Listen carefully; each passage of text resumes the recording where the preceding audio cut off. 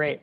Well, with me today, we have a couple of our superstar digital strategists to help talk about all of our performance during our end of year campaigns across all of our nonprofit clients this year. And that's what we're going over here today in case you guys were confused about what you signed up to join. So Anish and Michelle, would you kindly introduce yourselves for us, please? Absolutely. Hi, everyone. My name is Anish Gowrie. I'm a digital strategist here at Mission Wired, and I specialize in email and SMS fundraising for our nonprofit partners. I'm also based out of New York, like Orwin, and I use he, him pronouns. Great. And I am Michelle Marquez. I'm a digital strategist here at Mission Wired as well, also specializing in email and SMS. I use she, her pronouns, and I am based here in Boston, Massachusetts. Amazing. We have quite a fun presentation for you all today. Like I said, please feel free to come off mute, type things up in the chat. Let us know if you have any questions. Stop us as we go along. We always like to start these things in a little bit of a fun, I don't want to say icebreaker, but just something to get the juices flowing. We have a pop quiz for all of you all. So we are going to ask you a few questions about digital marketing, performance, etc. If you guys can go ahead and drop your answers into the chat for us, or come off mute, but go ahead and drop them into the chat. Then we'll have a fun little time getting those juices flowing. First up, we have a question for you guys. What was the most used channel for marketers in 2021? We have direct mail, SMS, email, social media, or display CPC. Go ahead and take a couple seconds to drop your guesses into the channel.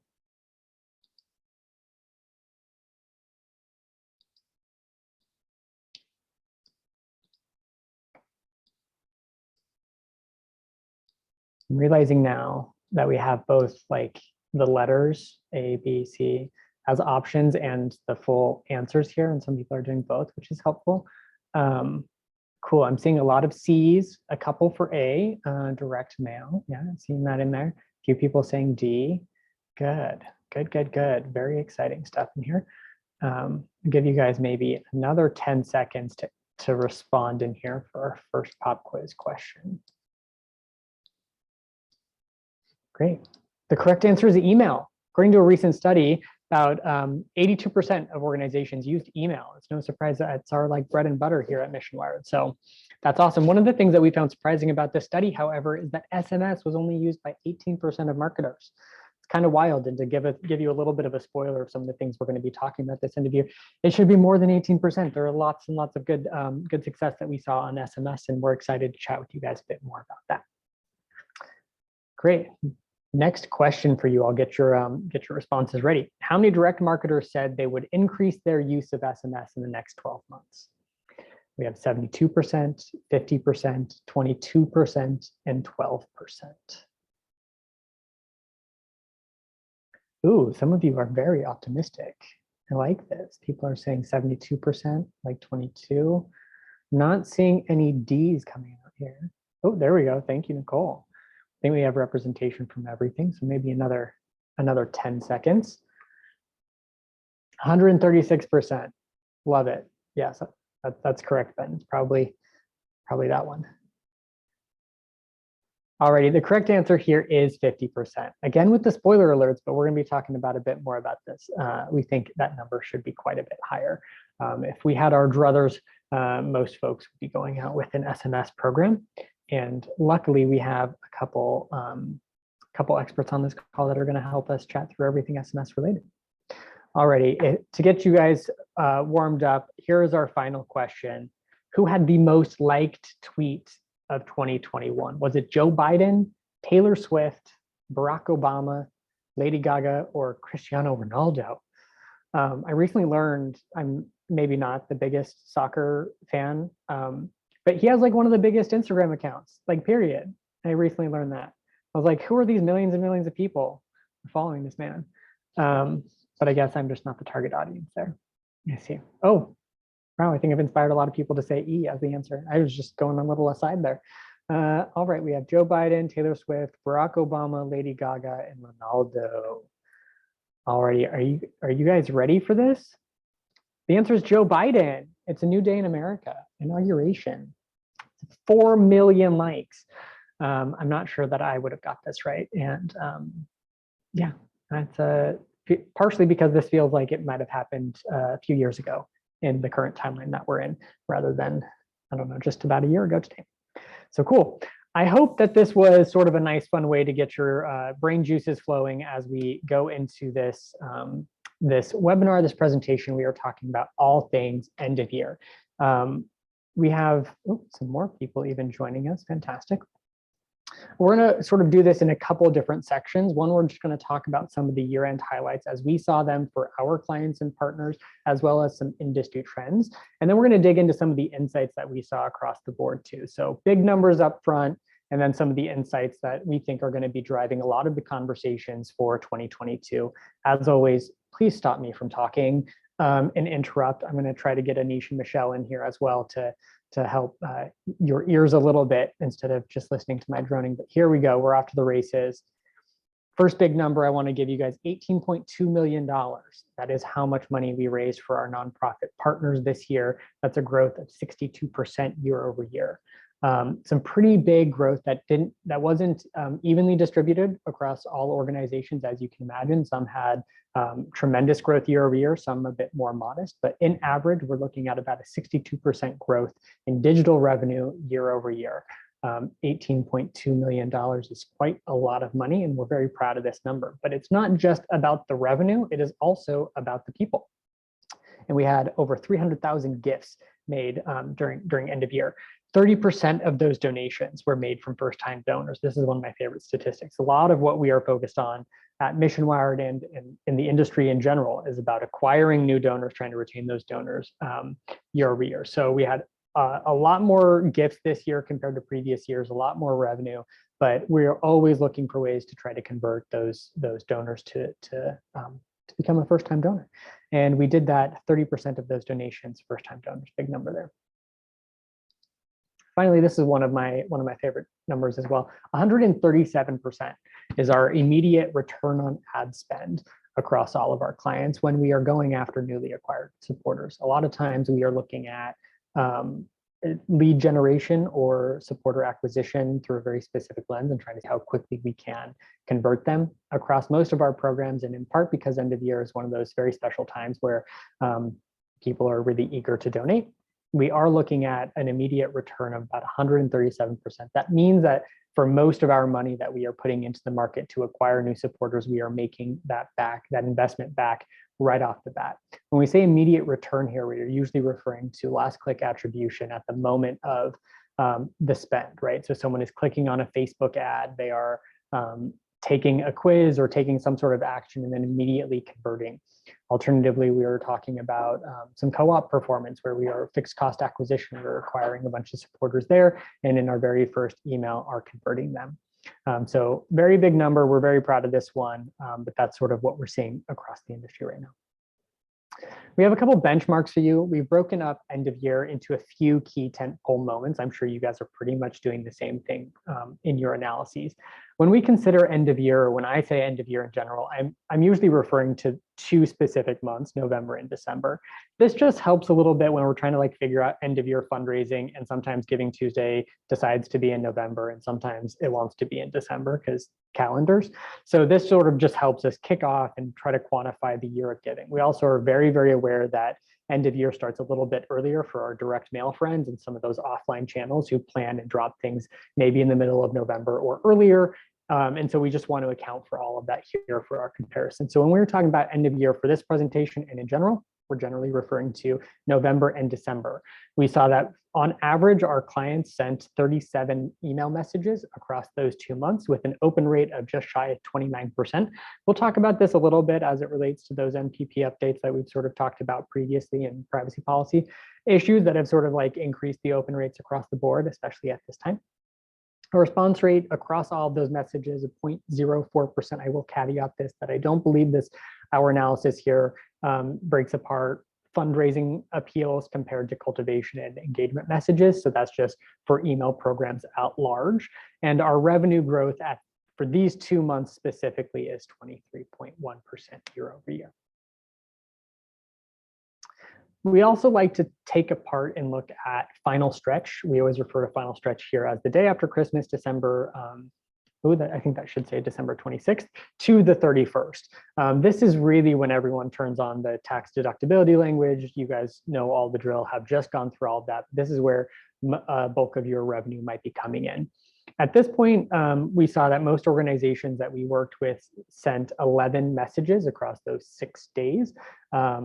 That's almost 2 per day, but I suspect that most of those actually took place on the 30th and the 31st. The email open rate at this time was a little bit higher than end of year as a whole, 30%. Email response rate was about the same as it was for the entire time frame. Do we have any questions about any of these sort of benchmarks that we've shown here? Sort of give a little pause here before we dig into all of our insights. Just wanted to get those top line numbers out of the way so you guys know like what kind of data we are looking at. All of our insights come from those $18 million that we raised, those 300,000 contributions that we've done. We've looked at all of those results and we've pulled out a few insights here that I think will be pretty helpful moving forward. First off, as we sort of alluded to, most of our partners and nonprofit friends sent more email this end of year. They sent more email during November and December. They sent more email during the final stretch. They especially sent more email during Giving Tuesday. That resulted for most of our clients as more revenue. Most of them, as we've sort of shown those numbers a minute ago, saw tremendous growth year over year. I think it's a number of factors went into this: better optimized content, different strategies, trying new stuff. But email volume for some of our clients really made a difference. We relied a lot on additional placements throughout the day on really big days like Giving Tuesday, as well as before and after those moments. That included resends, as well as what we sort of refer to sometimes as super short sends. They might be kickers, might be lift notes. It might just be a single sentence and a photo that we send at the end of the day, something that's really quick to put together. But those extra placements really made a difference for many of our clients. And just to show you what that looks like over the past few years here during all of end of year, 37 emails, as we sort of mentioned earlier. Last year, we had 30 emails over that same time frame. And a couple of years ago in 2019, we were looking at about 25%. Now, what I love about this is we haven't really seen any negative side effects, if you will, of this increase in volume. Obviously, anytime you send additional email, there are going to be unsubscribes that happen, but our unsubscribe rates for most of our clients haven't changed at all across those 3 years. So the rates in which they're doing that are not really changing. And the trade-off seems to be worth it, especially as we are acquiring more and more supporters who can sort of help us overcome that natural churn. I want to pause here just for a second because I know Anish and Michelle have lots of thoughts and things here. So if you guys want to jump in at any point, feel free. Or if anyone has any questions at all. Great. Email volume, big deal. But this is one of my other favorite stats that we have in here. And I know Anish has helped a lot on different accounts. As I mentioned, throughout the year and with most of our partners, what we're trying to do is optimize our email content. We're testing throughout the year, iterating on all of our creative. And our goal for all of our clients is to get to a point where we can raise more money and send less email, which not all of our clients are, we're not there for everyone yet, right? Everyone is still typically increasing their email volume, but there's been a handful of clients over the past year or so that we've been able to get to a point where we are raising more revenue and sending less email. There's one particular nonprofit example that we're thinking of right now where we actually lowered email volume. 8% isn't a ton, but when everyone else is increasing by so much, 8% is a couple emails that you didn't have to send. And this particular client raised 40% more revenue over the same time period last year. So that's something that we are always thinking about, always trying to build into our testing strategies and learning agendas throughout the year. And this particular client accomplished that using that combined with some key moments. Pause here for just another second because I know Anish is usually on top of this one. Yeah, this is a great stat. Really love to see that our nonprofit partner was able to lower email volume, but still increase revenue by 40%. year over year. And we did this through a few different ways. One, by using tried and true best practices that we had tested into throughout the year, kind of like what Orwin mentioned. We'd also like to say end of year Giving Tuesday, this is a great time to call in a favor. So if you have any connections with celebrity signers or any big names to cut through that inbox clutter, now's the time to make that call and get those names into people's inboxes. And another interesting test that we did this time around was we sent all of our new content during the beginning of that final stretch period so that we could resend and refresh top performing content during the last 2 days of the year when all eyes are on your organization. So this is another great way to make that content feel fresh, but already have tried and true best practices and top performers to lean on during the moments with the highest response. And I know email volume isn't the only thing on people's minds during this time, and neither is email. And Michelle has some great stats on SMS on how you can use expanded channels to increase revenue year over year. Amazing. Thanks, Anish. So like Orwin mentioned in our pop quiz a little bit ago, it's definitely one of those platforms that can be a bit of an underdog, but definitely something that if your organization hasn't utilized yet, definitely now is the time to start evaluating SMS as a place in your strategy. SMS is definitely the perfect way to give your organization a chance to meet donors where they are and really make your case directly to them. And there's never a wrong time to start, especially during these high volume times like end of year. There's always a range that you can start investing small on this new channel and maybe scale up from there and see how it works for you and your organization. So looking ahead, one of our nonprofit partners actually saw a major return on an investment in this new channel starting in 2019. They saw a 9% increase in 2021 in end of year revenue coming from SMS during one of their most high volume moments. Also, while only starting with a list of about 35,000 subscribers in 2019, we were able to wrap up 2021 with a list of nearly 500,000 subscribers. So definitely a true testament to just leaning into this channel that ended up paying off in a huge way. And we have some examples for you that we would love to share that can definitely help you kickstart your SMS program wherever you might be on that spectrum. Here you can see one of our partners' top performers from their end of year match series. It's a short but sweet message, definitely nothing crazy, but that one message alone ended up accounting for about 27% of their total revenue raised on SMS during their end of year match campaign. So really, really exciting stuff there. And then overall for this partner specifically, SMS was actually the biggest driver in year over year growth and a channel that's become a really integral part of their fundraising strategy every year. On the other end of that spectrum, you also have our partners that are just starting to scale up their presence on SMS. This screenshot is a great example of a partner that is still kind of getting acclimated to that new landscape, but it's a broadcast SMS that was sent to a couple thousand names a little bit at the last minute that ended up contributing to about a 78% year over year revenue increase, which is really huge when considering what might have happened if we hadn't sent that SMS. So definitely a true testament to just diving into the deep end on this new channel and seeing what it can do for you and your organization. Basically, all of that is to say, we know that SMS is a huge channel that is going to grow even more over the coming years. And one of the biggest places to get stuck, especially when trying to find a place for that in your organization's fundraising strategy, is finding the right platform. And we have a few great recommendations for platforms and tactics that can really help you get started on SMS today.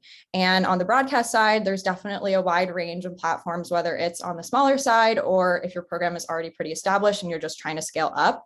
If you're starting on the smaller side, a platform like Simple Texting could work great for you. And if you're really looking to scale up on a portion of your program that's already pretty big, you can definitely jump into something like Tatango or Mobile Commons that might be a bit more efficient for you and your program. Another thing that's also really interesting to consider is Textify is a great platform that we've seen some great success for some of our partners on. Actually, one program in particular actually raised more in one peer-to-peer SMS than they did in their entire email program during end of year. So Textify really makes it incredibly easy to increase and scale your SMS program and just really target those people that could be a great fit for you and your content and just be able to target them directly. Michelle, sorry. Yeah, go ahead. Can you, for folks that might not be as familiar, can you tell me what the difference between Textify and say simple texting or mobile comments, like what the big difference is? I heard you say something like peer-to-peer in there, but can you just explain what those differences are? Yeah, absolutely. So broadcast SMS is those usual SMSs that we're all used to receiving via short code on your cell phone. So that would be a simple SMS that you can send through a platform like Simple Texting and Mobile Commons, whereas, and that's coming from the organization itself. Whereas Textify is actually a peer-to-peer service, which means that you're getting this SMS from a specific person. You're going to receive that SMS to your cell phone from a real phone number and a person that actually hit send on the other end of that message. And it's a much more personal way to really grow your SMS list, because when starting on broadcast, you're really collecting names as opposed to Textify, where we're really trying to cast a wider net there and really try to acquire some new people to your list. So really increasing that and widening the net there. So in some ways, maybe simple texting and mobile comments are sort of like sending SMS in the same way that we might send an email from Every Action or from MailChimp or something like that, right? Whereas Textify is almost as if I was sending a one-to-one email from my Gmail account, right? Except it's like organized in a fun way. Okay. I think I understand that. That is super, super helpful. Is there anything else that Textify offers as like as a platform that has been helpful to you guys? I think overall, just the ability to really cast a wider net there, especially during these high volume times like end of year, where you have your usual go-to subscribers that are very used to receiving content from you on a consistent basis. Textify might allow you to reach out to new people that might not have heard from you and really just open your list up to new people who might not know anything about your organization, and kind of just building that line of communication there. And for folks that don't have SMS programs and they're interested to get started, is there like a good first step that you'd say people should take? Yeah, I think in terms of considering content that might actually work well, a great place to start is actually on email. If you have really top performing emails that are doing really well for you on a consistent basis, I think the best place to start would be identifying those pieces of content and maybe finding ways to condense that into an easy SMS that you can send to maybe a couple thousand names that maybe you've discovered that you've collected over a period of time. I think it's best to maybe start small and kind of just dip your toes a little bit into the platform itself, or the channel itself, sorry, and then scaling up from there. But we've seen some great success with partners that have also grown their SMS programs over years at a time. So there's really no wrong place to start. Great. Thank you. And sorry for throwing last minute questions at you. I promise those weren't planned either. Cool. Where were we now? Great. Well, if we have no more questions on SMS, I can jump right into personalization. So this was another huge takeaway that we learned last year, that like any tactic, it's all about how much you want to scale and build out. Some of our clients have used some personalization tactics, like including supporter records in their messages or versioning for current donors. And some have actually customized the entire content of the email per individual supporter. So it really just comes down to like the bandwidth and planning ahead that you want to put into your content strategy during this time. But this Mount Sinai example is actually a great one of just a lower lift type of personalization that's pretty easy to do. And it really will help level up when you're competing in inboxes during this really competitive time. This example is a great screenshot of just versioning that we did for specific donors. As you can see here in the screenshot, we're calling out specifically that the donor has supported previously and just reminding them again of the donation deadline and the other benefits that come with that, like the double match, and just reminding them of their contribution impact. It's a really short but sweet way of really getting to the meat of the message and just making sure that your supporters feel special and heard, and understanding that their contributions make a huge impact. And if they're willing to donate again, then it will only grow from there. We have another example of a Save the Children email that actually took that to the complete opposite end of the spectrum. This is a bit of a riff on that Spotify Wrapped that we are all used to receiving towards the end of the year. And it really just personalized the content for the supporter and shows them what the impact that they've made has done over the past year. This was definitely a bigger lift on the actual strategy side, but I think it definitely paid off, and it ended up in absolutely beautiful content that really made supporters feel special and heard and understood that their contributions made a huge difference, no matter if they donated once or multiple times. I think it really just goes a long way to show your supporters that you hear them and you see them, and it ended up in absolutely beautiful content. So just another way that you can take personalization to a totally different level.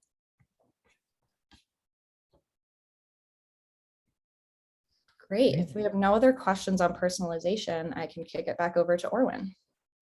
Yeah, I think what we wanted to show with the personalization examples, Michelle, that you just outlined for us is just the breadth of what personalization is available to organizations. If you have your data in a top-notch place, or if you're able to put in the effort and spend the resources to organize that data and make sure that you have accurate data on people, then you can put together a really involved Spotify wrap type of personalization. Now, obviously, we think that this is a great thing to do. We've seen tremendous results with it. But as we sort of showed in the Mount Sinai example here, even relatively low stakes personalization here, we know that you previously supported our work.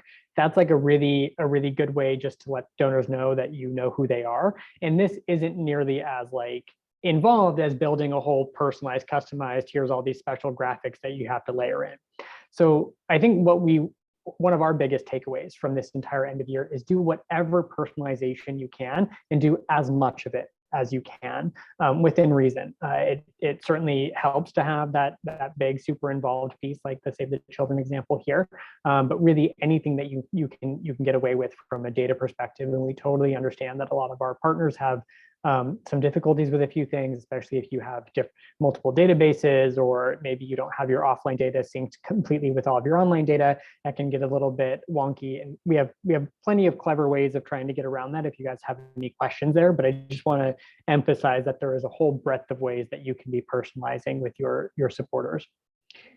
On the same side, or on the same note, or in a similar vein, I should say, communicating impact. As we all know, as direct response fundraisers, impact is like one of the most important things that we do throughout the entire year, but it especially has a role to play during end of year. And our clients and partners have expressed and communicated impact to their donors along a spectrum. Some have gone much more involved and some have gone in small little ways. And we want to walk through a few examples here about how some of our partners have communicated impact.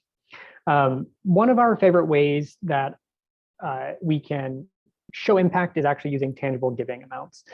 This just immediately tells the donor how much their $15, $20, $100 could go towards, what specifically it could accomplish.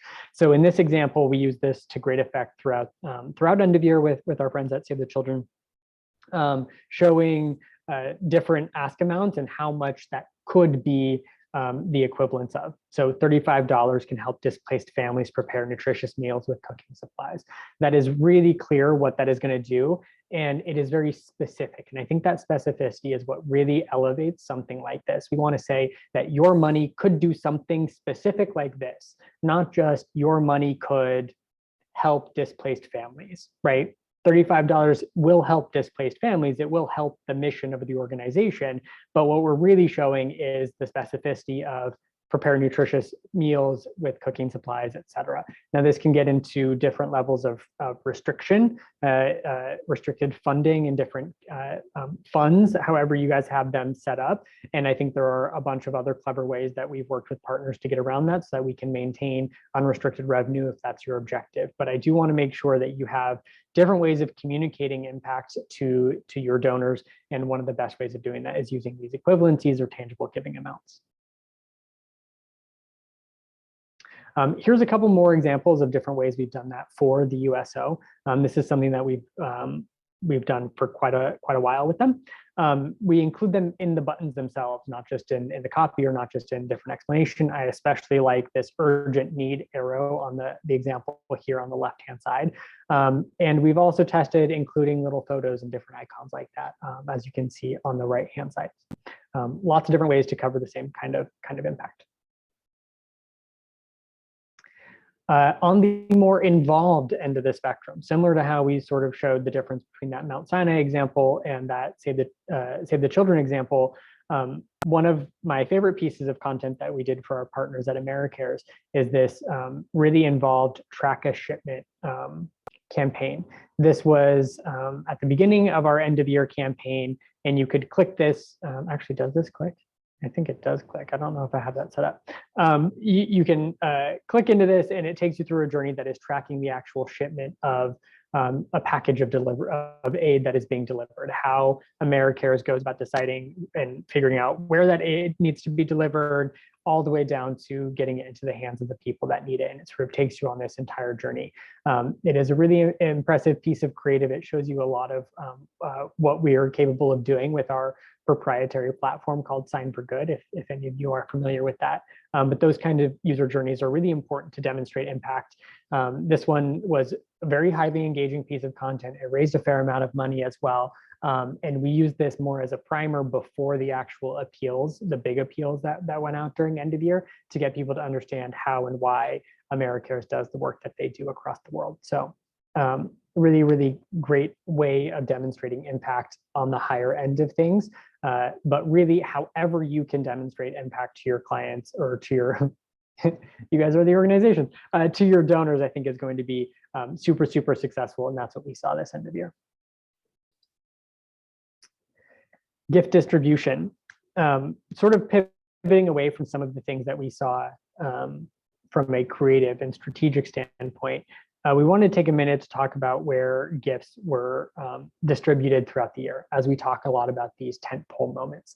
One of the things that we saw this year is that the space between our tentpole moments raised more money than previously. Obviously, for most of our organizations and partners, we saw Giving Tuesday grew year over year. But as far as like share of overall revenue during end of year, that's November and December, we saw that December 31st in that final stretch was a little bit lower for a number of organizations. And we saw more people raising more money outside of those two big tentpole moments. This is in the middle of the holidays where we might have various holiday appeals or the season of giving, or even early November, we saw that was a prime place for people to raise money. And I think this is really important strategically as we think about the future.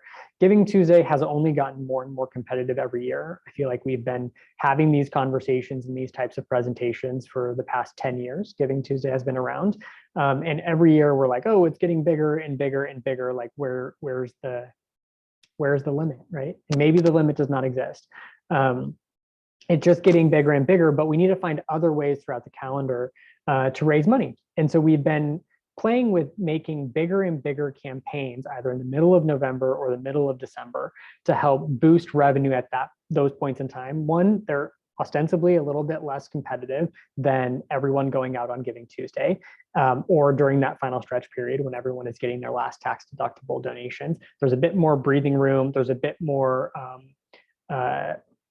space for us to try different creative things during the middle of December that could stand out. Whereas on Giving Tuesday, because the volume is so high and the tactics are so extreme, we're talking high match amounts, high match multipliers, everything is going on Giving Tuesday in that final stretch, that maybe you can get something to pop a little bit differently in the middle of December or in the middle of November. And so we've seen that across a number of our clients, and it really showed in the data this year where we saw all of those other days here, meaning things that weren't Giving Tuesday and things that weren't the very end of the year. We actually had a higher share of revenue, whereas last year it was about 50%, this year is about 55%. It might seem small, but that is a nice area to be playing around with in your creative calendars. Any questions on that data so far? Or anything else? Or if you guys have seen something differently and you guys are, aren't seeing that here.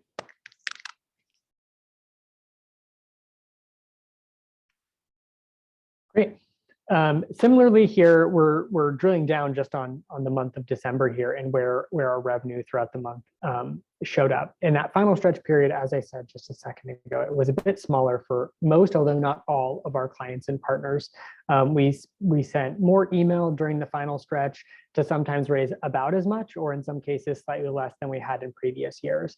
You can see this pre-December 26th column is the thing that we're focusing on here, the dark blue, which increased year over year from 75% to close to 80% in this chart. And that's part of the reason why we're trying. We always like, if I had my druthers, I could like automate all of the final stretch campaigns and everything would just run and I wouldn't have to worry about it. But we do end up optimizing and figuring out all of that for the final stretch. But my goal going into any final stretch campaign is to not have to rely on hitting our goals on the 31st, right? That is a really stressful period to try to do that. And there's, the internet does whatever the internet wants. If something breaks, then like you might miss your goal for a technical reason, or something doesn't work quite right. Something unforeseen happens on one single day, and it could mean that you miss all of your goals for your budget, right? So we just really, really like to not walk into the 31st with that amount of pressure, which is why we've been trying to build more and more into our calendar before we get there. And we've seen that really, really show out in the data here. We thought it'd be fun to pull for you all just a few of the biggest days of the year, both in terms of revenue as well as gift volume. I don't think it's any surprise that December 1st is the biggest for both of those. It might be a little bit of a surprise for us. We didn't see that the 31st was the biggest this year, which is a bit surprising here, but we saw December 15th stood out on both revenue and volume for both days. That's where a lot of folks were trying like mid-month campaigns or the middle of the month, like between the holidays. We're doing a lot of holiday campaigns. And then, right before right before Christmas, really, anytime folks are doing like last chance gifts or something like that for the holidays, those are really popular times to be sending email and raising a lot of money. I feel like I've been talking for a while. Anish and Michelle, is there anything that you guys wanted to add on anything that we've been chatting through? No, I love this chart though, because it's genuinely surprising that you wouldn't see, Giving Tuesday the day of or the last day of the year on here. So maybe more opportunities to create your own moments in the middle of December or right before the Christmas holiday. Feels like a great time to capitalize on those moments. Yeah. I'm especially surprised that there isn't more around Giving Tuesday. We saw a lot of success on Cyber Monday or the day before Giving Tuesday and extensions afterwards. So I was a little surprised to not see those fall under here, for sure. Great. Speaking of those holiday moments, one of my favorite things to do for our clients and partners is to celebrate the holidays. Send out something that's a little bit celebratory, wish folks a happy holidays, or in the case of the Marine Corps Scholarship Foundation, wish their supporters a Merry Christmas.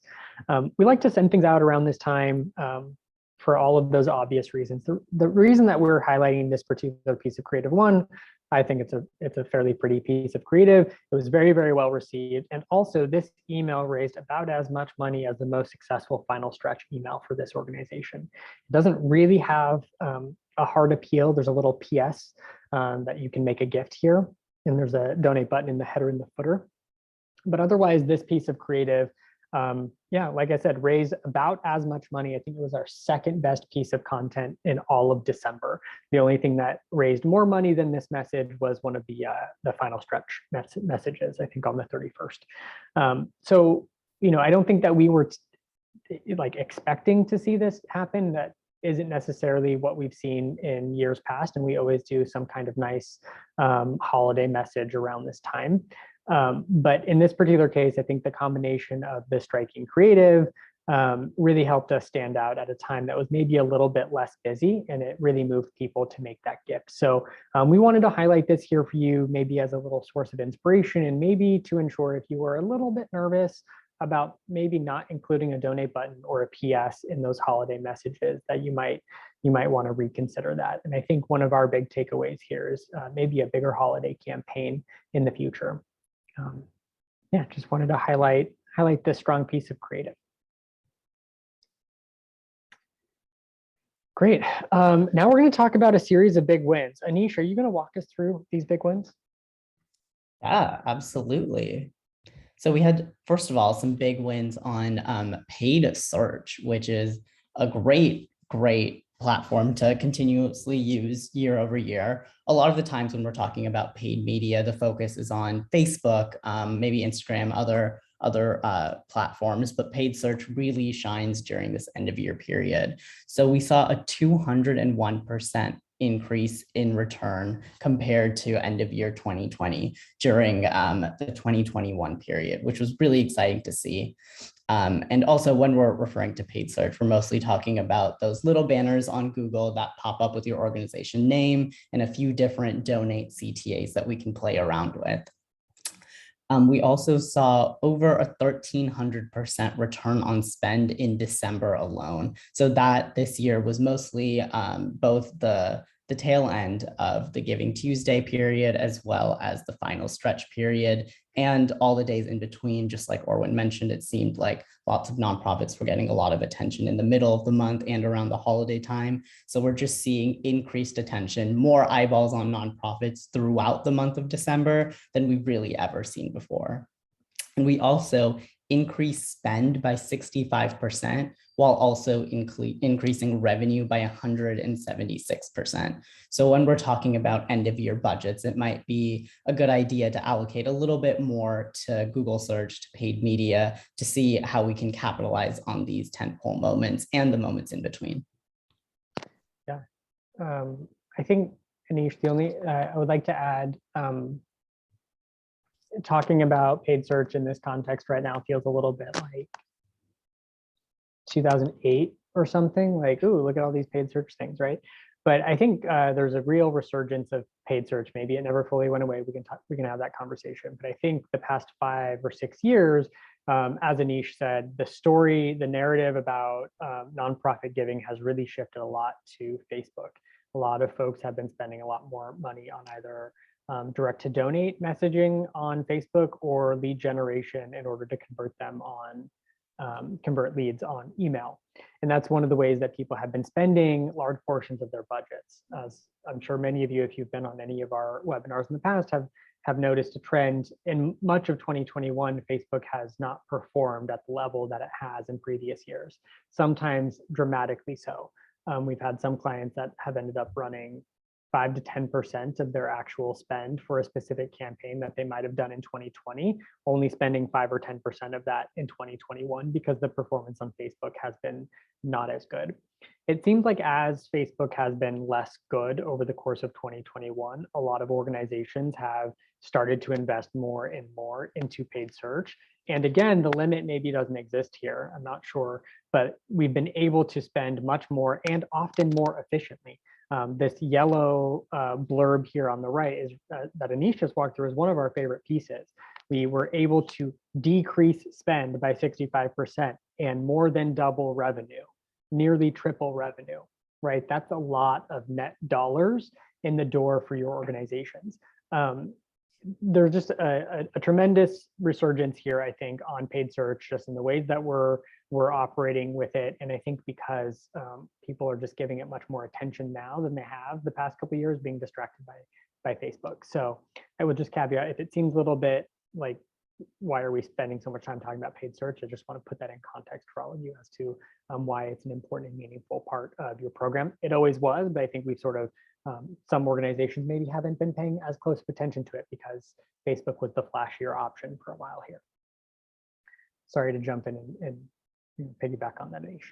No, love that context. Totally agree. Can definitely look over Google and paid search. But another huge boon for our clients this year came from their investments in Advantage AI, which is our fixed cost acquisition source that uses AI modeling to find the best donors for your program. So on average, nonprofit partners saw a 116% return on all acquisition that they made before Giving Tuesday. So these names are not only paying back, but they're paying back really fast and really well. But it's not just about new names here. We can also use this AI modeling to reactivate lapsed donors who are most primed to engage with your organization during end of year. One of our nonprofit partners likes to call this shopping your own closet. And they saw a 600% return on investment for these reactivated donors during that end of year period. So by having a slew of new names come into your program, as well as reactivating those old folks, you can really, really maximize revenue during these tentpole moments. And having good names is great, but it doesn't automatically lead to having good return. We obviously also need optimized content unique to your audience. So we did see a range of payback from these names from our partners, some around 20%, which is still great. It's stronger than many traditional acquisition sources like Facebook. But others that really spent time with their content and with the names saw returns up to 200% during this end of year period. So these names paid back twice over and they've been ROI positive for a while. So heading into 2022, they're in a better place than ever with these new folks.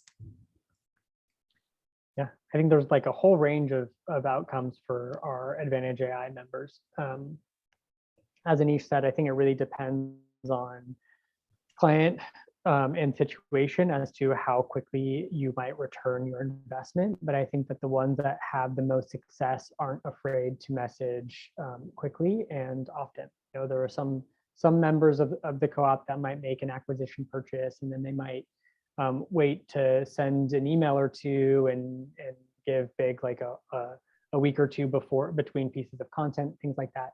The organizations that are at the top end of this chart are constantly trying to engage these donors and these supporters and trying to see if they can get them to become donors, and sending quite a lot of volume to these folks in order to receive those kinds of numbers, and sending the best, highest performing content throughout the year to these people.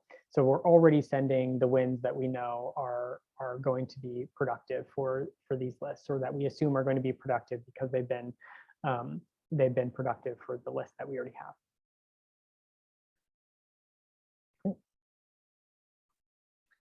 So in summary, I know we've got about 10 minutes left, and I want to leave plenty of time for Q&A here at the end. We have a summary of some of our learnings from 2021 at the end of year. One, our acquisition investments, if you do it right, are paying off with super high returns, whether that's on paid search or Advantage AI. People are increasing volume still pretty dramatically, and especially outside of those tentpole moments of Giving Tuesday and the final stretch. SMS is one of our biggest, newest channels that is like printing money for some organizations. And to get the most out of your email content and all of your content, truly try to personalize as much as possible and show impact as much as possible. We sort of listed out here some action items and things that we're looking forward to in 2022 by way of these learnings. So in 2022, I think for most of our members and clients, we're hoping to use our investments in Q1 and Q2 to really boost performance throughout the year. So a number of folks, after a really strong end of year campaign, are planning to invest even more in Advantage AI and maybe reconsider what paid search looks like outside of an end of year context.